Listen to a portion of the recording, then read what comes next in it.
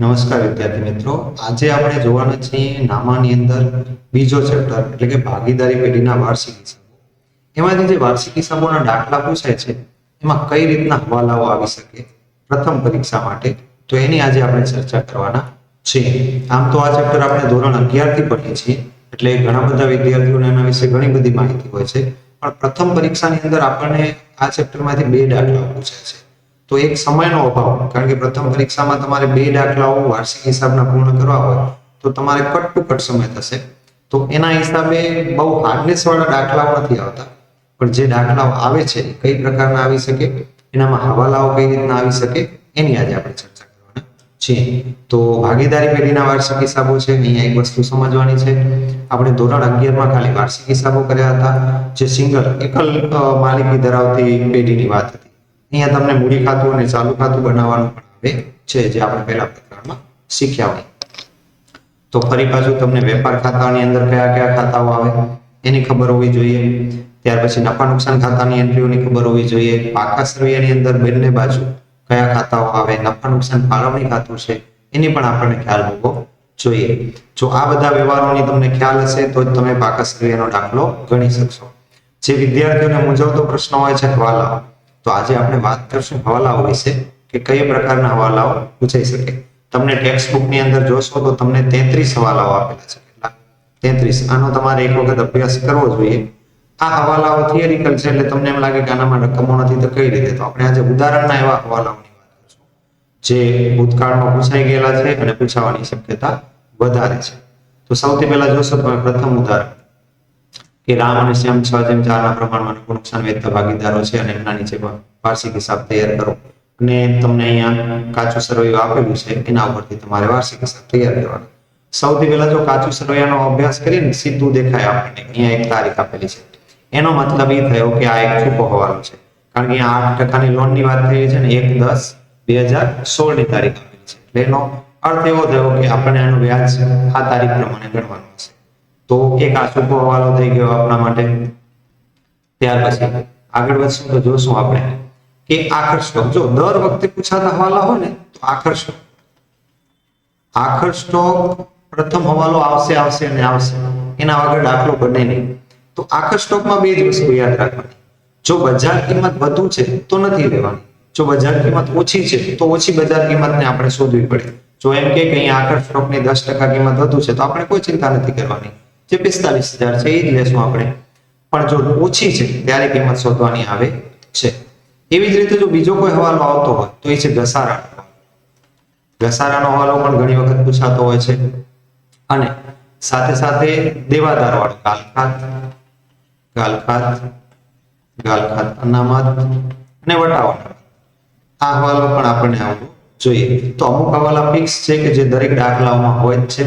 સાથે મૂડી પર વ્યાજની ગણતરી, બરાબર, મૂડી પર અને ઉપાડ પર વ્યાજ કઈ રીતે ગણવું, ઘસારો કઈ રીતે ગણવો, ચૂકવવાના બાકી ખર્ચાઓ છે. અમુક આવા હવાલાઓ આપણે સેલા હવાલાઓ છે અહીં આવતા હોય. પણ અમુક ટ્વિસ્ટેડ હવાલાઓ કયા છે ઉદાહરણોની અંદર, જે હું આજે તમને ટીક કરાવું છું. તો પહેલા ઉદાહરણમાં મને કોઈ એવો હવાલો નથી લાગતો કે જે તમને ના આવડતો હોય. હું સાવ લેવલ ડાઉન નથી જઈ રહ્યો. થોડાક જેમ કહેવાય ને કે જે ટફ હવાલાઓ આપણને લાગતા હોય એની આપણે ચર્ચા કરી, એના વિશે હું તમને માહિતી આપી રહ્યો છું. તો પહેલા ઉદાહરણની અંદર એવો કોઈ હવાલો નથી કે જે તમને ન ફાવતો. તો આગળ જઈએ આપણે. પહેલા ઉદાહરણની અંદર એવો હવાલો મને નથી લાગી રહ્યો. એક ખાલી લોનની વાત હતી એ જે કહી દીધું તમને, બરાબર. ત્યાર પછી જો બીજા દાખલાની વાત કરી તો જેમ કે જો અહીંયા 4,000 ની કિંમતનો માલ શાક પર ખરીદ્યો તો તેને ચોપડે લખાણું નથી. એનો મતલબ એ કે ખરીદવાનું રહી ગયેલું છે માલ, તો તમારે શું કરવું પડે, ખરીદી નોંધવી પડે. આ સુધારેલ વેપાર ખાતું છે એ હિસાબે ખાલી નહીં નોંધેલ ખરીદી આવેલી છે. સાથે સાથે ખરીદી કરશો એટલે આપણા શું વધશે, લેણદાર વધશે, તો એનામાં પણ તમારે એડ કરવાનું થતું હોય છે. તો નહીં નોંધાયેલ ખરીદીનો હવાલો તમારે યાદ રાખવો પડે. એટલે અહીંયા મને ત્રીજા નંબરનો હવાલો એવો લાગે છે કે તમને પૂછાય એવી શક્યતા છે. પછી જો અહીંયા બીજા નંબરનો હવાલો છે કે 2,000 ની મૂળ કિંમતનો માલ અંગત વપરાશ માટે લઈ ગયા, એટલે આ ઉપાડ છે, પણ પૈસા નથી ગયા એટલે માલમાંથી ઉપાડ છે. તમે જોશો કે અહીંયા 2,000 અને માલમાંથી ગયા અને એના ઉપાડમાં એડ થઈ જશે. તો આ રીતે પણ તમે જોઈ શકો. ત્યાર પછી આગળ વધીએ આપણે. તો ત્રીજા ઉદાહરણની વાત કરું તમને, જો ત્રીજા ઉદાહરણમાં પહેલો હવાલો મને બહુ યોગ્ય લાગે છે. જેમ કે મૂડી પર 5%, ઉપાડ પર 10%, એટલે કે 6 માસનું વ્યાજ ગણો. ઘણા બધા વિદ્યાર્થીઓ કન્ફ્યુઝ થતા હોય છે, મૂડી પર પણ 6%, 6 માસનું, અને ઉપાડ પર પણ 6 માસનું વ્યાજ ગણે છે. નહીં, અહીંયા ખાસ સમજવાનું છે કે મૂડી પર 12 મહિનાનું વ્યાજ ગણવાનું છે, ફક્ત ને ફક્ત ઉપાડ પર 6 માસનું વ્યાજ ગણવાનું છે. એટલે એમાં કન્ફ્યુઝ થતા નહીં. જો આ હવાલો આવે તમને પરીક્ષાની અંદર તો ખાસ યાદ રાખજો, મૂડી પર 5% અને અહીંયાથી બદલી જાય છે ઉપાડ પર 10%, એટલે કે 6 માસનું વ્યાજ. ઉપાડ પર જ 6 માસનું વ્યાજ ગણતરી કરવાનો છે, મૂડી પર આખે આખું 12 મહિનાનું વ્યાજ ગણતરી કરવાનો છે. બીજો, જો અહીંયા આખા સ્ટોકની કિંમત 15,000 હતી, બજાર કિંમત 12,000 છે. હવે આપણે આખા સ્ટોક કેટલાનો લખશો? 12,000 નો લખશો, બરાબર. એના સિવાય જો આનામાં કોઈ હવાલો એવો લાગતો હોય તો હા, જો 8મા નંબરનો હવાલો કે 2000 નો માલ આગમાં પડી ગયો, વીમા કંપનીએ 80% દાવો મંજૂર કર્યો, તો આપણે નુકસાન કેટલું થયું એ શોધવું પડે. વીમા કંપનીએ દાવો કેટલો મંજૂર કર્યો એ શોધવું પડે. તો 8 નંબરનો હવાલો પણ મારા હિસાબે તમારે આવા જે હવાલા છે વીમા કંપનીના દાવાવાળા, એ બધા હવાલાઓ તમારે એક વખત જોઈ લેવા જોઈએ. તો 2000 ના 80% તમે કરો તો 2000 ગુણ્યા 80%, તો 8 દુ 16, એટલે 1600 રૂપિયા આપણને વીમા કંપની આપશે. 400 રૂપિયાનું આપણને શું જશે? નુકસાન જશે. તો આ રીતે પણ આપણે ગણતરી કરતા હોઈએ છીએ. ત્યાર પછી જો એના પછીના ઉદાહરણમાં જવું તો ચોથો ઉદાહરણ છે. હવે જો ક્યારેક તમને કન્ફ્યુઝ કરશે, જેમ કે આખર માલ સ્ટોકની કિંમત 28,600 છે, તેમાં 20% માલની બજાર કિંમત 10% વધુ છે. 20% માલની 10% વધુ છે, વધુ કિંમત તો આપણને ગણવાની નથી. તો આ હવાલો જે અહીંયાથી છે ને એ તમારા કોઈ કામનું જ નથી. તમારે ફક્ત ને ફક્ત આખર માલ સ્ટોક કેટલાનો લેવાનો? 28,600 નો લેવાનો. વધુ કિંમતને આપણે જોવાનું બનતું નથી. તો આ રીતે કન્ફ્યુઝ કરી શકે છે, એ ખાસ યાદ રાખો. ગાલ ખાત અનામત 3000 રાખવાની છે, દેવાદાર પર 5% એટલે કે વટાવ અનામત. આ પણ તમને હવાલો જોવા જેવો છે. અહીંયા હું એક પહેલો હવાલો તમને કહું છું કે ત્યાંથી જોઈ લેવું જોઈએ. પછી 4000 ની ઉધાર ખરીદી ચોપડે નોંધાયેલ નથી, પરંતુ આખર સ્ટોકમાં એટલે ન નોંધાયેલ ઉધાર ખરીદી આ હવાલો છે. ઘણી વખત જો અહીંયા આખર સ્ટોકમાં સમાવેશ છે ને ઉધાર ખરીદી ચોપડે નોંધાયેલ નથી ને આ બધા શબ્દો તમને ભ્રમાવશે. પણ તમારે હવાલો યાદ રાખવાનો કે નહીં નોંધાયેલ ખરીદી, તો એની શું અસર આવે? તો ખરીદીની અંદર એડ કરો. ખરીદીની અંદર એડ થશે તો બીજું શેનામાં એડ થશે? લેણદારની અંદર એડ થશે. તો એ બંને અસર આવી જોઈએ. ત્યાર પછી જો આમાં આગળ વધી તો હા, જો એક જે છે 7મો હવાલો ધ્યાનથી સાંભળો. રોકાણોની કિંમત જે છે એ 12,000 નક્કી થઈ, તફાવતની રકમ સામાન્ય અનામત ખાતે નાખવાની છે. સૌથી પહેલા આપણને રોકાણો જોવા પડે. જો અહીંયા રોકાણો 14,000 ના છે, સામાન્ય અનામત આપણે જોઈ લઈએ તો સામાન્ય અનામત 9,600 ની છે. હવે 12,000 નક્કી થઈ એનો મતલબ કે 2,000 નું આપણે નુકસાન કર્યું. 2,000 નું નુકસાન કર્યું, 2,000 ક્યાંથી લેવાના? સામાન્ય અનામતમાંથી. સૌથી પહેલા આપણને ખબર પડવી જોઈએ કે રોકાણો આપણી મિલકત છે, એટલે મિલકત લેણા બાજુ આવશે, સામાન્ય અનામત મૂડી દેવા બાજુ આવશે. તો હવે આપણે જોશું જ્યારે પાકા સર્વેની અંદર તો તમે જોઈ શકશો કે આરે આપણા રોકાણો જેમાંથી જો 2,000 માંડી વાળો એટલે કે 12,000 ની એની કિંમત નક્કી થઈ હતી. હવે 2,000 માંડી વાળો આમ આપણું નુકસાન છે, તો આપણે નફા નુકસાન ખાતે લખતા હોય કે માંડી વાળે રોકાણો કઈ રીતે. પણ અહીંયા આપણને કીધું છે હવાલામાં કે સામાન્ય અનામત ખાતેની અસર આપવાની. તો તમે જોશો કે સામાન્ય અનામત 9,600 ની હતી, એમાંથી 2,000 લઈ લીધા એટલે 7,600 અહીંયા રહ્યા. તો આ હવાલો ખાસ તમારા માટે આઈએમપી બની જાય છે, એને પણ ધ્યાન રાખશો. હવે આગળના દાખલા ઉદાહરણ 5 ની અંદર જઈએ કે જો એક સરળ હવાલો કે આખર માલ સ્ટોકની કિંમત 40,000 છે, બજાર કિંમત 20% ઓછી છે, 40,000 ના 20% શોધી લો તમે. તો તમને ખબર પડશે કેટલા આવશે. 4 દુ 8, 8,000 રૂપિયા શું થશે તમારે ઓછા કરી દેવાના, એટલે અહીંયા કેટલા 32,000 રૂપિયા તમારી કિંમત નોંધવાની થશે. એવી જ રીતે 1,000 નો માલ મળ્યો પરંતુ ખરીદીનું ભરતી નોંધવાનું રહી ગયું છે, એટલે નહીં નોંધાયેલ ખરીદી. ભાગીદાર પર 10% ઉપર પર આવડે, ગાલ ખાત અનામત આવડે. સિવાય 1,000 નો માલ ને સરકારે 2,000 નો અંગત વપરાશ માટે લીધેલો, જો વેચાણ તરીકે થઈ ગયેલી છે. ખાસ અહીંયા ધ્યાન. હવે અહીંયા બે હવાલાઓ મિક્સ થાય છે, એક તો ઉપાડ કર્યું માલની અને એ માલને ખરીદીમાંથી બાદ કરવાની જગ્યાએ વેચાણ થઈ ગયું. તો એને કઈ રીતે લીધેલું છે? તો જો તમે અહીંયા જોઈ શકો કે એક તો સૌથી પહેલા જે 2,000 અને 1,000 3,000 જે વેચાણ ભૂલથી નોંધાયું હતું, એ વેચાણને આપણે શું કરી દીધું? બાદ કરી દીધું. પછી ખરીદીમાંથી પણ 3,000 નો માલ, અન્ય રીતે ગયેલ માલ ખરીદીમાંથી આપણે બાદ કરવાનો હતો. ઉપરથી ગયેલ માલ એ આપણે લઈ લીધું એક. અને આગળ જતા જોશું આપણે તો નીચે જ્યારે આપણે પાકા સરવૈયાની અંદર જોઈએ, બરાબર, તો જો જે છે એના ઉપાડની અંદર માલ શું થવો જોઈએ? એડ થવો જોઈએ, જે આપણે એડ કરી દીધો છે. અને જ્યારે અહીંયા જોશો તમે કે આપણે દેવાદાર જ્યારે વેચાણ કરતા હોય તો દેવાદાર આપણા વધતા હોય, તો દેવાદારમાંથી પણ અહીંયા શું કર્યા છે કે 3000 આપણે બાદ કરવા પડે, કારણ કે વેચાણ ભૂલથી નોંધાણું હતું, વેચાણમાંથી બાદ થયા તો દેવાદારમાંથી પણ બાદ થશે. ત્યાર પછી આગળ વધીએ આપણે છઠ્ઠા ઉદાહરણની વાત કરી. જો છઠ્ઠું ઉદાહરણ છે વિશિષ્ટ ઉદાહરણ છે, કારણ કે અહીંયા નફા નુકસાન ખાતું આપેલું છે, વેપાર ખાતું આપેલું છે, સંયુક્ત આપેલા છે, અને પાકા સરવૈયાની જે મિલકતો અને દેવા છે એ નીચે સ્વરૂપે આપેલા છે. આ પ્રકારનો એક દાખલો ગયા વર્ષે બોર્ડમાં પૂછાઈ ગયેલો છે, એટલે આને વિશિષ્ટ ઉદાહરણ તરીકે આપણે જોઈ શકીએ. પ્રથમ પરીક્ષામાં આવું આવવાની શક્યતા બહુ ઓછી છે, પણ એક વખત તમારે ધ્યાનથી જોઈ જવું, કારણ કે આ આવશે એની શક્યતા ઓછી છે. વિશિષ્ટ છે કારણ કે બહુ આના અંદર વિદ્યાર્થીને વિચારવા માટે સમય જોઈએ, એને કઈ રીતે બનાવવું. સામાન્ય કક્ષાનો વિદ્યાર્થી આને સમજવામાં જ સમય વધારે લઈ લેશે, એટલે આ શક્યતા ઓછી છે. પણ જો આજે શક્યતાઓ અનંત છે, પૂછાઈ પણ શકે એવું નથી કે ના પૂછાય. એક વખત જોવું એવી મારી તમને સલાહ રહેશે. પછી હું જે સાતમા ઉદાહરણમાં કાચો સરવૈયો આપેલો છે, સાથે નીચે તમે જોશો તો હવાલા આપેલા છે, બરાબર. એનામાં કઈ રીતના હવાલાઓ છે? ચેક કરી, આખર માલ સ્ટોક કઈ ફેરફાર નથી એટલે ઈ જ આવશે. 15000 અંગે બિલ લેણદાર પાસેથી મળ્યું હતું, જે લખવાનું રહી ગયું. લેણદાર પાસેથી બિલ મળ્યું હતું એટલે ખરીદી કરી છે આપણે, બરાબર, તો ખરીદી નોંધવાની રહી ગઈ છે. હવે વળી પાછો જો દાવાની વસૂલાત પાત્ર દાવા સંબંધી વીમા કંપની પાસેથી 2000 માં પતાવટ થઈ. એનો મતલબ આપણને પેલા કાચા સરવૈયાની અંદર નજર નાખવી જોઈએ કે વસૂલાત પાત્ર દાવો કેટલાનો હતો? 5000. મળ્યા કેટલા? 2000. નુકસાન કેટલાનું ગયું? 3000. તો એ ક્યાં નખાશે? નફા નુકસાન ખાતે, બરાબર. તો આ પણ એક મહત્વનો હવાલો બની જાય આપણા માટે.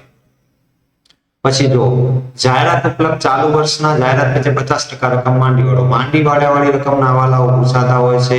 એ મિલકત માંડી વાળવાની હોય કે કોઈ ખર્ચ માંડી વાળવાનો હોય, 50% રકમ માંડી વાળો. તો જે જાહેરાત ઉપલબ્ધ ખર્ચ હોય એનામાંથી 50% રકમ માંડી વાળવાની, એને ક્યાં લઈ જવાની? તમારે નફા નુકસાન ખાતે લઈ જવાની, ઉધાર બાજુ. જો ઘસારામાં પણ બે પદ્ધતિઓ આવે, સીધી લીટીની પદ્ધતિ અને ઘટતી જતી બાકીની પદ્ધતિ. સીધી લીટી પદ્ધતિ લખેલું હોય અને કૌંસની અંદર જો પડતર કિંમત લખેલી હોય તો તમારે ઘસારો પડતર કિંમત ઉપર સીધો લેખો.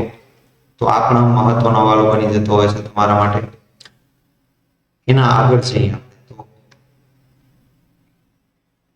જે ઉદાહરણ આવે છે 8મા ઉદાહરણની અંદર જોશો તો જો ઘણા બધા હવાલાઓ વધતા આવે છે. તમારે પહેલી પરીક્ષાની અંદર 5 થી 6 હવાલાવાળા દાખલાઓ પૂછાશે, વધારે પૂછાતા નથી.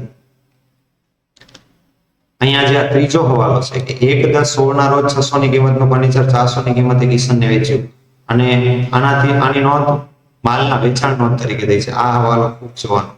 ફર્નિચર વેચ્યું, એમાં 200 નું નુકસાન ભોગવ્યો છે, પણ એની નોંધ ક્યાં કરી છે? આપણે વેચાણ નોંધ ખાતે કરી છે. તો આ હવાલો એક મહત્વનો છે, એને તમારે આખું ધ્યાનથી સમજી લેવું પડશે. બીજો છે 8મા નંબરનો હવાલો કે મીરાએ 3000 નો માલ અંગત વપરાશ માટે લીધો, જેનું વેચાણ તરીકે ઉલ્લેખ થઈ ગયો છે. એટલે અહીંયા પણ 4 અસરો આવશે. આમ સામાન્યપણે હવાલાઓની 2 અસરો આવતી જ હોય છે, પણ જ્યારે એકની એન્ટ્રી બીજામાં ખોટી અપાઈ જાય તો ખોટી એન્ટ્રીને પેલા નાબૂદ કરવી પડે અને સાચી એન્ટ્રી આપવી પડે, એટલે 4 અસરો આવતી હોય છે, બરાબર. તો આ હવાલા પણ શું બની જાય છે? મહત્વના બની જાય છે.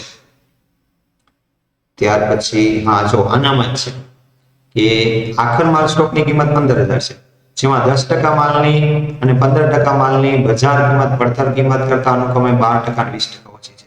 એટલે તમારે કાયદેસર આની ગણતરી કરવી પડે. નીચે સમજૂતીમાં આની ગણતરી આપેલી છે, આપણે જોઈ લઈએ. જો તમે જોશો કે 15000 નો માલ, એમાં 10% અને 15% માલ. તો 10% માલ આપણે અલગ કર્યો એટલે 1500 નો થયો, 15% અલગ કર્યો એટલો થયો.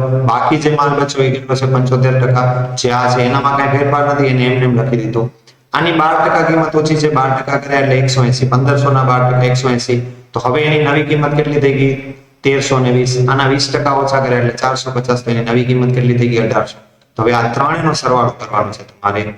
1320, 1800 અને 11250. નવો તમારા માટે જે આખર સ્ટોક આવશે એ કયો આવશે? 14370. આખર સ્ટોકના દરેક હવાલાઓ જેટલા વેરિએશન વાળા છે એ દરેક હવાલાઓ તમને આવડવા જોઈએ, કારણ કે એક હવાલો પૂછાય છે અને પૂછાય છે. તો આને પણ તમારે જોઈ લેવું જોઈએ. 9મું ઉદાહરણ તમે જોઈ શકો છો મૂડી પર અને ઉપાડ પર વ્યાજ આવડે તમને 3% એટલે કે કમિશન આપવાનું છે.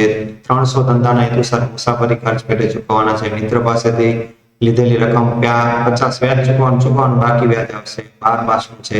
અહીંયા જો 1 મહિનો વધારે છે કે 30/4/17 સુધીના 12 માસનું છે, એનો મતલબ એ થયો કે આગળનો 1 મહિનો ઓછો હશે ને પાછળનો 1 મહિનો વધારે છે. તો આ હવાલો પણ તમારે ધ્યાનમાં લેવો જોઈએ. 250 ઉઘરાણીથી વસૂલ થઈ શકે એમ નથી, એટલે ગાલખાત થઈ. આખર માલ સ્ટોક કેટલાનો છે જે આપેલો છે, એમાં કઈ ફેરફાર આપેલો નથી. તો આ હવાલાઓ પણ તમે જોઈ શકો છો. ત્યાર પછી જો આપણે વાત કરીએ આગળ, તો 10મા ઉદાહરણમાં જોઈએ તો એમાં કોઈ ખાસ એવા હવાલાઓ દેખાતા હોય તેની વાત કરીએ. જો સ્થિર મિલકત ઉપર ઘસારાનો હવાલો તમને આવડવો જોઈએ, મળવાનું બાકી વ્યાજ હોય, વેચાણ ખાતાનો સરવાળો 200 ઓછો ગણાણો છે. જો આ રીતનું આવે ને તો એક જ અસર આવે. 2000 ઓછો ગણાણો છે તો વધારી દો. આપણે આને જોઈએ કે કઈ રીતે છે.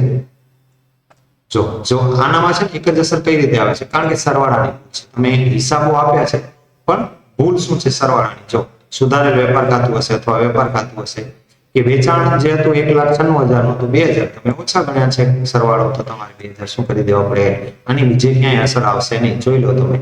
જો વેચાણ વધારે હોય આપણે તો શું વધે, દેવાદાર વધવા જોઈએ આપણા, તો દેવાદારમાં કાંઈ અસર આવતી હશે નહીં. આપણે જોઈએ. જો છે ને દેવાદારમાં અહીંયા કાંઈ અસર આવતી નથી. જેની અસર એક જ અસર વેચાણમાં ઉમેરો, બીજી અસર ઉપલબ્ધ ખાતે ઉધાર થવાથી પાકા શ્રેણીમાં દર્શાવેલ ઉપલબ્ધ ખાતાની 2000 સામે સરભર થઈ જશે. તો એનો મતલબ એ થયો કે તમને ઉપલબ્ધ ખાતાની અંદર પહેલેથી એક અસર દર્શાવેલી હતી. કાચો સરવૈયો આપણે ધ્યાનથી જોવું પડે. જો કાચો સરવૈયો જોશો તો એનામાં આપણને આપેલું હશે, જો અહીંયા છે ઉપલબ્ધ ખાતું. આપણે જે ભૂલ કરી હતી, કઈ ભૂલ કરી હશે તો જ ઉપલબ્ધ ખાતું આવ્યું હશે, અને એ 2000 ની ભૂલ હતી જે વેચાણના સરવાળામાં ભૂલ હતી, એટલે ઉપલબ્ધ ખાતું અહીંયાથી શું થઈ જશે, બંધ થઈ જશે. કારણ કે જે ભૂલ હતી એ પકડાઈ ગઈ, અને એ 2000 ની ભૂલ ઉપલબ્ધ ખાતે આપણે નોંધેલી હતી, વેચાણની ભૂલ હતી એવું આપણને માલુમ પડી ગયું. તો આ 2000 ઓછો ગણાણો હતો, એના લીધે જ આપણને ઉપલબ્ધ ખાતું કાચા સરવૈયામાં બનાવવું પડ્યું હતું. અથવા એમ કહીએ તો સુધારેલ હિસાબ છે, અહીંયા આપણને આપેલું જ છે, એના ઉપરથી હવાલાની એન્ટ્રી કરી અને હિસાબો સુધારવાના છે. નફા નુકસાન ખાતું આપેલું છે, પાકું સરવૈયું આપેલું છે, પણ જે ભૂલો થઈ છે અને જે હવાલાઓ છે એ આપણને શોધવાના છે. તો આ રીતના પૂછવાની શક્યતાઓ રહેલી છે. આપણે આજે ફક્ત હવાલાઓની વાત કરી રહ્યા છીએ, દાખલાઓની વાત નથી કરી રહ્યો. જો તમને એન્ટ્રીઓ કરતા આવડતી હોય, હવાલા કરતા આવડતા હોય, તો તમે ગમે કોઈ પણ દાખલો, બરાબર, કે પાકા સરવૈયા માટે વાર્ષિક હિસાબનો કોઈ પણ દાખલો આવે, જો તમને હવાલાઓ એકદમ સુપર, એમ કહીને કે કોઈ પણ હવાલો તમારા સામે મૂકવામાં આવે, તમને એની અસર ખબર જ હોય, તો તમે ભૂલ કરવાના જ નથી. એમાં તમને ખબર છે કે આ એન્ટ્રી કયા ખાતામાં આવશે, તો તમે ભૂલ કરવાની નથી. તો આનામાં હું એમ કહું છું કે આઈએમપી દાખલાઓની જગ્યાઓ તમારે હવાલાઓ અને એન્ટ્રીઓની વધારે અભ્યાસ કરવો જોઈએ. તો આજ માટે આટલું રાખીએ આપણે. સ્વાધ્યાયના દાખલાઓના પણ તમે હવાલાઓની પ્રેક્ટિસ જરૂરથી કરશો એવી મારી આશા છે. તો આજ માટે એટલું અહીંયા રાખીએ. બીજા ચેપ્ટરની અંદર મેં મહત્વના હવાલાઓ વિશે વાત કરી છે કે આ હવાલાઓ થોડાક ધરાવે છે, એને તમે પહેલી પ્રાયોરિટી આપશો. આના સિવાય જો તમને કોઈ તકલીફ પડી રહી હોય, કોઈ અન્ય વિષયમાં તમને માર્ગદર્શન જોઈતું હોય, તો તમે કોમેન્ટમાં જણાવી શકો છો. આજ માટે એટલું જ. Thank you. ફરી પાછા મળીશું અન્ય વિડીયોની. આભાર.